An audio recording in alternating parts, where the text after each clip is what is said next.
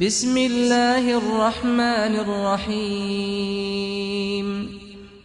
آیت الکرسی قرآن کریم کی سب سے عظیم آیت ہے، جو ہر فرض نماز کے بعد اس عظیم آیت کی تلاوت کر لے اس کی اور جنت کے درمیان موت حائل ہے، مر گیا تو جنت میں داخل کیا جائے گا۔ اسی طرح جو صبح و شام کے اذکار میں اس عظیم آیت کی تلاوت کر لے جنات سے محفوظ رہے گا۔ جو رات کو سونے سے پہلے اس عظیم آیت کی تلاوت کر لے صبح ہونے تک ایک فرشتہ اللہ کے حکم سے اس کی حفاظت کرے گا اور شیطان اس کے نزدیک نہیں آ سکے گا۔ اللہ جل وعلا نے اس عظیم آیت میں ارشاد فرمایا، اللہ لا الہ الا ہو، اللہ ہی معبود برحق ہے، جس کے سوا کوئی معبود نہیں۔ سب سے پہلے یہاں بیان ہے کلمہ توحید کا، جو اسلام کی جان ہے، اسلام کی بنیاد ہے، اسلام کی روح ہے۔ اللہ بمعنی الہ، اللہ جل وعلا اس کائنات کا معبود برحق ہے، جو ہر قسم کی عبادت کا مستحق ہے، چاہے وہ عبادت قلبی ہو یعنی وہ امور جن کا تعلق دل سے ہے، چاہے وہ امور جن کا تعلق زبان سے ہے یعنی امور عبادت، یا وہ امور جن کا تعلق اموال سے ہے، یا وہ عبادات جن کا تعلق ہمارے جسم کے اعضاء سے ہے۔ ہر قسم کی عبادت کا مستحق ایک اللہ ہے۔ رب ذوالجلال تقدس و تعالی نے ایک جگہ ارشاد فرمایا، ذَلِكَ بِأَنَّ اللَّهَ هُوَ الْحَقُّ وَأَنَّ مَا يَدْعُونَ مِن دُونِهِ هُوَ الْبَاطِلُ۔ اللہ ہی معبود برحق ہے، ما سوا اللہ کے لوگ جنہیں پکارتے ہیں وہ سب کے سب باطل ہیں، یعنی ان کا معبود ہونا معبودان باطلہ ہے۔ آگے ارشاد فرمایا، الحی القیوم، اللہ وہ ہے، اللہ ایسا معبود برحق ہے جل وعلا جو ہمیشہ زندہ رہنے والا ہے، جسے کبھی موت نہیں۔ وہ جل وعلا قیوم ہے، قائم ہے بے نفسہ ہی، خود قائم ہے اور پوری خلق کو وہ قائم رکھے ہوئے ہے۔ اللہ جل وعلا ایسی کمال حیات سے متصف ہے جس کی کوئی ابتدا نہیں، جس کی کوئی انتہا نہیں۔ ایسی حیات جسے نہ کبھی عدم لاحق ہوا نہ ہی اسے زوال لاحق ہوگا۔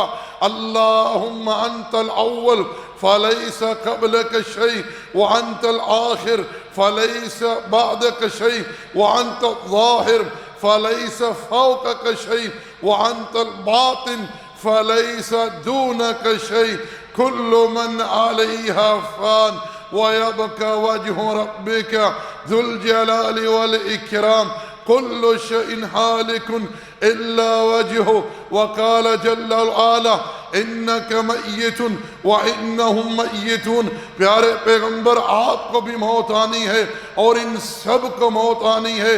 جناب صدیق رضی اللہ تعالی عنہ نے جو خطبہ وفات رسول اللہ صلی اللہ علیہ وسلم پر دیا وہ سونے کے پانی سے لکھنے کے قابل ہے۔ جناب صدیق نے ارشاد فرمایا، فَإِنَّ مُحَمَّدٍ قَدْ مَاتَ۔ اے لوگو یاد رکھو کہ جو تم نے سے محمد صلی اللہ علیہ وسلم کی عبادت کرتا تھا وہ اس بات کو جان لے کہ محمد صلی اللہ علیہ وسلم کی وفات ہو چکی ہے۔ وَمَنْ كَانَ يَعْبُدُ اللَّهَ، اور جو اللہ کی عبادت کرنے والا ہے، فَإِنَّ اللَّهَ حَيٌّ لَا يَمُوتُ، اللہ وہ ذات ہے جو ہمیشہ زندہ رہنے والا ہے، جسے کبھی موت نہیں۔ رب ذوالجلال کی یہ صفت صفات ذاتیہ میں سے ہے، دیگر تمام صفات ذاتیہ اسی صفت پر دائر اور راجع ہیں۔ اسی طرح وہ جل وعلا قیوم ہے، خود قائم ہے، پوری خلق کو قائم رکھے ہوئے ہے۔ اس کائنات میں جو کچھ ہے اللہ کے حکم سے، اللہ کے اذن سے قائم ہے۔ رب ذوالجلال کا قائم رہنا ذاتی ہے، اور دیگر تمام خلق کا قائم رہنا اللہ کے قائم رکھنے سے ہے۔ اللہ جل وعلا کے یہاں کمال غنا کا بیان ہے، وہ کسی کا محتاج نہیں، ساری خلق اسی ہی کی محتاج ہے جل وعلا کی۔ اس کا یہ ارشاد ہے، یا ایھا الناس، اے لوگو، تمام اولین، تمام آخرین، تمام جنات، تمام انسان اللہ ہی کے در کے فقیر ہیں۔ یا ایھا الناس انتم الفقراء الی اللہ واللہ هو الغنی الحمید، اے لوگو تم سب کے سب اللہ ہی کے در کے سوالی ہو۔ اللہ جل وعلا وہ ذات ہے جو ہر شے سے غنی ہے اور ہر قسم کی تعریف کا وہی جل وعلا مستحق ہے۔ اللہ جل وعلا نے ارشاد فرمایا، الحی القیوم، وہ زندہ رہنے والا، ایسی کمال حیات جسے کبھی موت نہیں، اور وہ قائم رہنے والا ہے، اور پوری خلق کو وہ قائم رکھے ہوئے ہے۔ آگے ارشاد فرمایا اللہ جل وعلا نے، لا تأخذہ سنۃ ولا نوم، اللہ وہ ہے جسے نہ اونگ آئے نہ نیند آئے۔ یہ صفات نقص ہیں، یہ اللہ جل وعلا کی شان شایان نہیں ہے۔ یاد رکھیں میرا رب جہاں نقص کا تذکرہ کرتا ہے، وہیں ان صفات کے مقابلے میں صفات کمال جو ہیں ان کا اثبات فرماتا ہے۔ انہیں صفات سلبیہ، صفات منفیہ بھی کہا جاتا ہے۔ ارشاد فرمایا، لا تأخذہ سنۃ ولا نوم، جسے نہ اونگ آئے نہ نیند آئے، کیونکہ وہ جل وعلا حی لا یموت ہے، وہ قیوم ہے، وہ ہمیشہ زندہ رہنے والا جسے کبھی موت نہیں۔ وہ جل وعلا قائم ہے بنفسہ ہی، اور پوری خلق کو وہ قائم رکھے ہوئے ہے۔ اللہ کے رسول علیہ السلام سے صحیح مسلم میں حدیث مروی ہے، ابو موسیٰ اشعری رضی اللہ تعالی عنہ بیان کرتے ہیں کہ رسول اللہ صلی اللہ علیہ وسلم نے ارشاد فرمایا، ان اللہ لا ینام ولا ينبغی لہ ان ینام، اللہ نہیں سوتا، سونا تو اس کی شان کے لائق ہی نہیں ہے۔ جل وعلا کے رب ذوالجلال تمام تر صفات کمال سے متصف ہے، اور جو صفات نقص ہیں ان کی رب ذوالجلال نے اپنی ذات اقدس سے نفی فرمائی ہے، اور ان کے برعکس جو صفات کمال ہے ان کا اپنے لیے اثبات فرمایا ہے۔ آگے ارشاد فرمایا، لہ ملک السماوات والارض، آسمانوں میں جو کچھ ہے، زمینوں میں جو کچھ ہے، اللہ ہی کی ملکیت ہے۔ اس کائنات میں ہر شے اللہ کی ملکیت ہے۔ رب ذوالجلال تقدس و تعالی ہر شے کا مالک ہے۔ اللہ نے اپنے پیغمبر سے کہلوایا، قل اللہم مالک الملک تؤتی الملک من تشاء وتنزع الملک ممن تشاء وتعز من تشاء وتذل من تشاء بیدک الخیر انک علی کل شیء قدیر۔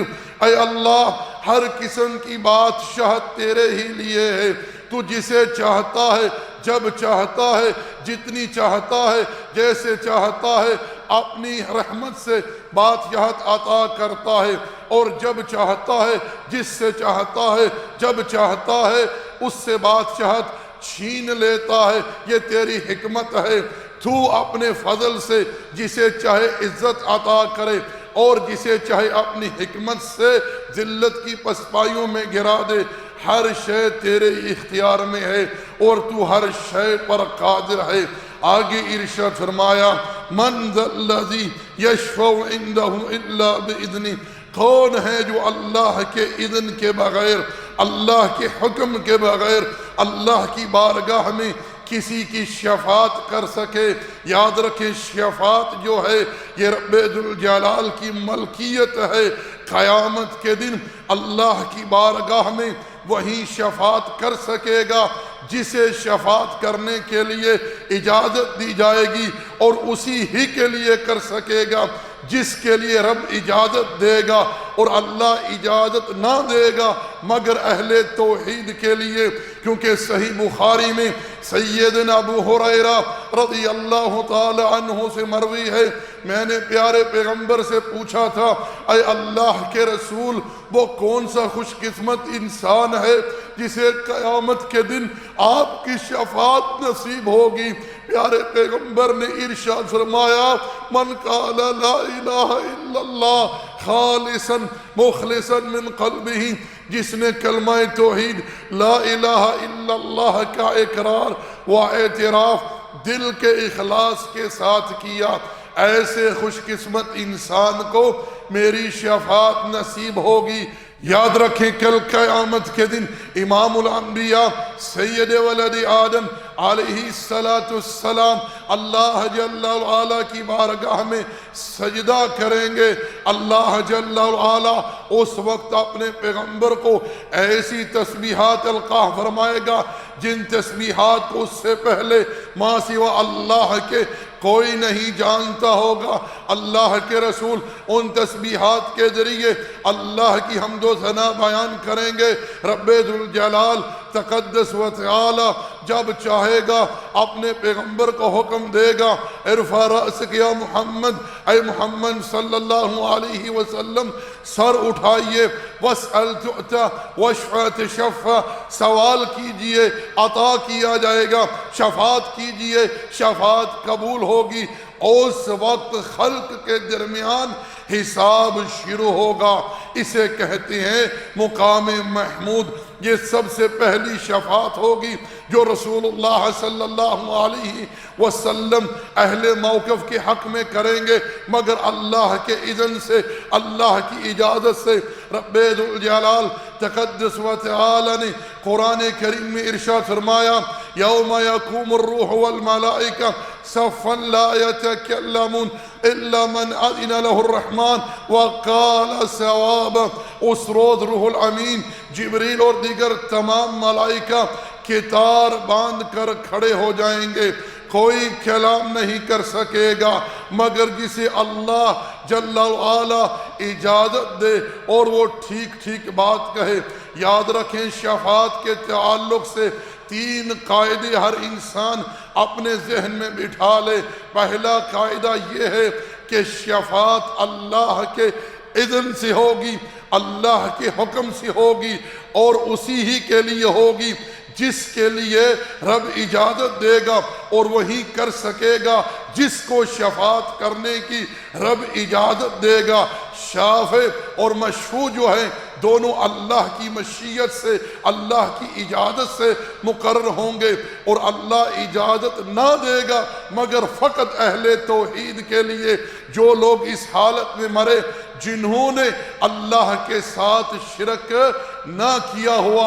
رسول اللہ صلی اللہ علیہ وسلم سے صحیح مسلم میں حدیث مروی ہے، آپ علیہ السلام ارشاد فرماتے ہیں کہ اللہ جل وعلا نے ہر نبی کو دعا کا حق دیا۔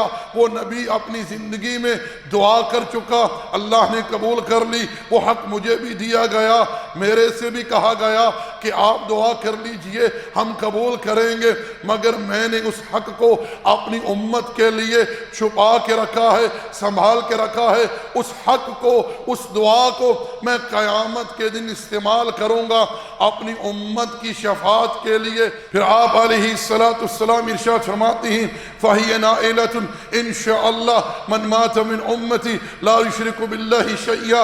یہ میری شفاعت اللہ نے چاہا تو اللہ کی مشیت سے ہر اس امتی کے لیے ہوگی جو اس حال میں مرا کہ اس نے اللہ کے ساتھ کسی قسم کا شرک نہ کیا ہوا، اسے میری شفاعت قیامت کے دن ملے گی۔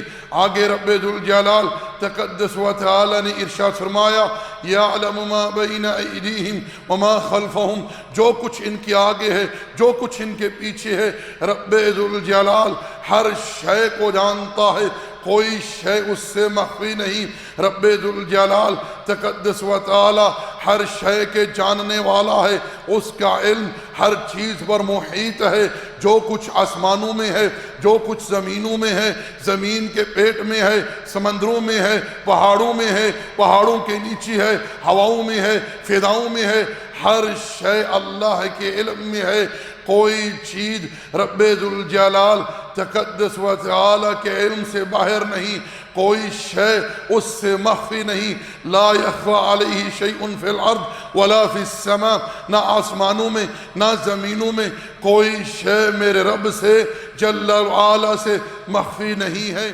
اللہ جل وعلا نے ایک مقام پر ارشاد فرمایا وَعِندَهُ مَفَاتِحُ الْغَيْبِ لَا يَعْلَمُهَا إِلَّا هُوَ وَيَعْلَمُ مَا فِي الْبَرِّ وَالْبَحْرِ وَمَا تَسْقُطُ مِنْ وَرَقَةٍ إِلَّا يَعْلَمُهَا وَلَا حَبَّةٍ فِي ظُلُمَاتِ الْأَرْضِ وَلَا رَطْبٍ وَلَا يَابِسٍ إِلَّا فِي كِتَابٍ مُبِينٍ۔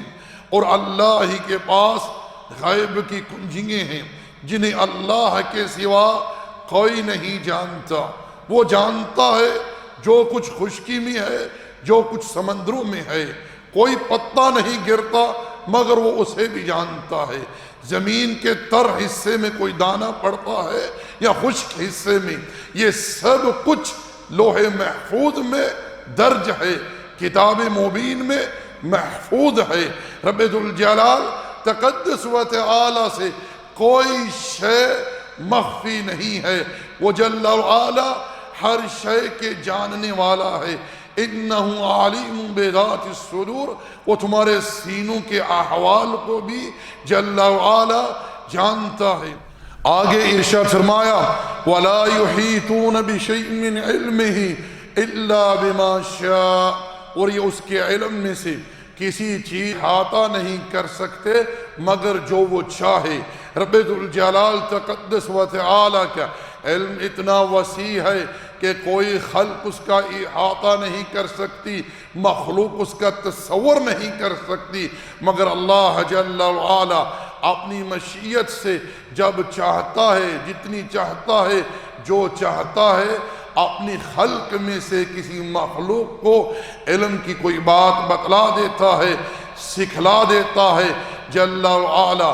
اللہ جل وعلا نے اپنے پیغمبر کی بابت ارشاد فرمایا وَمَا يَنْتِقُ عَنِ الْهَوَىٰ إِنْ هُوَ إِلَّا وَحْيٌ يُوحَىٰ، ہمارے رسول کا بات کرنا، گفتگو کرنا اپنی خواہش سے نہیں مگر اللہ کی وحی سے ہوتا ہے۔ ایک جگہ اللہ جل وعلا نے پیارے پیغمبر کو خطاب کرتے ہوئے ارشاد فرمایا ذَلِكَ مِنْ أَنْبَاءِ الْغَيْبِ نُوحِيهِ إِلَيْكَ، یہ غیب کی خبریں ہیں جو ہم وحی کے ذریعے پیارے پیغمبر آپ کو بتلا رہے ہیں۔ یاد رکھیں کہ علم غیب جو ہے یہ رب ذوالجلال تقدس و تعالی کی صفات میں سے اللہ کی صفت ہے، اللہ کے سوا کوئی غیب نہیں جانتا۔ یاد رکھیں اللہ جل وعلا نے اپنی ذات کے سوا ہر کسی سے علم غیب کی نفی کی ہے۔ اللہ جل وعلا نے اپنے پیغمبر سے کہلوایا قُلْ لَا أَقُولُ لَكُمْ عِنْدِي خَزَائِنُ اللَّهِ وَلَا أَعْلَمُ الْغَيْبِ، پیارے پیغمبر آپ اعلان کر دیجئے، کہہ دیجئے کہ میں تم سے نہیں کہتا کہ میرے پاس اللہ کے خزانے ہیں اور نہ ہی میں غیب جانتا ہوں۔ سورۃ الانعام آیت نمبر 50 میں آپ یہ بات پڑھ سکتے ہیں۔ آگے اللہ جل وعلا نے ارشاد فرمایا وَسِعَ كُرْسِيُّهُ السَّمَاوَاتِ وَالْأَرْضِ، اور اس کی کرسی کی وسعت نے آسمانوں اور زمین کو گھیر رکھا ہے۔ یہاں رب ذوالجلال تقدس و تعالی کی کمال کبریائی، عظمت، شان کا بیان ہے کہ اس کی کرسی کی وسعت نے آسمانوں اور زمین کو گھیر رکھا ہے۔ ابن عباس رضی اللہ تعالی عنہما فرماتے ہیں کہ کرسی رب ذوالجلال تقدس و تعالی کے 2 قدم رکھنے کی جگہ ہے۔ ابو ذر غفاری رضی اللہ تعالی عنہ بیان کرتے ہیں کہ پیارے پیغمبر علیہ السلام نے ارشاد فرمایا کہ 7 زمینیں، 7 آسمان رب ذوالجلال تقدس و تعالی کی کرسی کے سامنے ایسے ہیں جیسے ایک حلقہ جو ہے لوہے کا صحرا میں پھینک دیا جائے۔ وہ جل وعلا تقدس و تعالی اتنی عظمت، کبریائی، جلالت، شان کا مالک ہے۔ آگے ارشاد فرمایا وَلَا يَعُودُهُ حِفْظُهُمَا، اور وہ ان کی حفاظت سے نہ تھکتا ہے نہ اکتاتا ہے۔ یہاں اللہ جل وعلا نے صفات سلبیہ، جنہیں صفات منفیہ بھی کہا جاتا ہے، ان کی اپنی ذات اقدس سے نفی فرمائی ہے، کیونکہ تاب، تھکاوٹ، اکتاہٹ جو ہے یہ صفات نقص ہیں، اور اللہ جل وعلا تقدس و تعالی تمام تر صفات کمال سے متصف ہے۔ وہ جل وعلا قوت اور قدرت والا ہے۔ وہ جل وعلا آسمانوں کی، زمین کی اور جو کچھ ان میں ہے ان کی حفاظت سے نہ تھکتا ہے نہ اکتاتا ہے، کیونکہ وہ جل وعلا صفت کمال قوت اور قدرت سے متصف ہے جل وعلا۔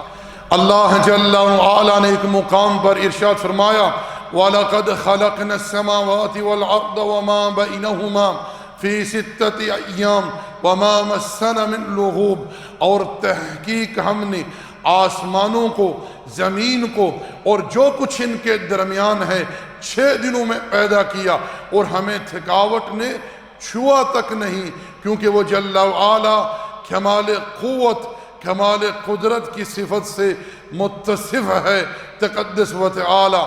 آگے ارشاد فرمایا وَهُوَ الْعَلِيُّ الْعَظِيمُ، اور وہ تو بہت بلند اور بڑی عظمت والا ہے۔ یہاں رب ذوالجلال تقدس و تعالی کی صفت علو اور عظمت، شان کا بیان ہے۔ اللہ جل وعلا صفت علو سے متصف ہے۔ صفت علو رب ذوالجلال کی صفات ذاتیہ میں سے ہے۔ اللہ جل وعلا ابد سے ازل تک اس صفت سے متصف ہے۔ اللہ جل وعلا کی علو کی 3 قسمیں ہیں: علو ذات، علو قہر اور علو مقام، علو شان۔ اللہ جل وعلا کی ذات اقدس تمام خلق سے بالکل جدا اور ہر شے سے بلند ہے، اور وہ جل وعلا آسمانوں کے اوپر اپنے عرش پر مستوی ہے۔ جیسی اس کی عظمت، شان، کبریائی، جلالت کے لائق ہے، ہم اس کیفیت کو نہیں جانتے، کیفیت کو اللہ کے سپرد کرتے ہیں۔ ہم ایمان لاتے ہیں کہ ہمارا رب جل وعلا اپنے عرش پر مستوی ہے اور خلق سے بالکل جدا ہے تقدس و تعالی۔ اللہ جل وعلا ہر شے پر غالب ہے اور ساری خلق اس کے سامنے مغلوب ہے۔ اللہ جل وعلا کی عظمت، اس کی شان، اس کی مخلوق کے دلوں میں طوعاً و کرہاً پیوست ہے۔ وہ جل وعلا ہر قسم کی عظمت، شان، کبریائی کا مالک ہے جل وعلا۔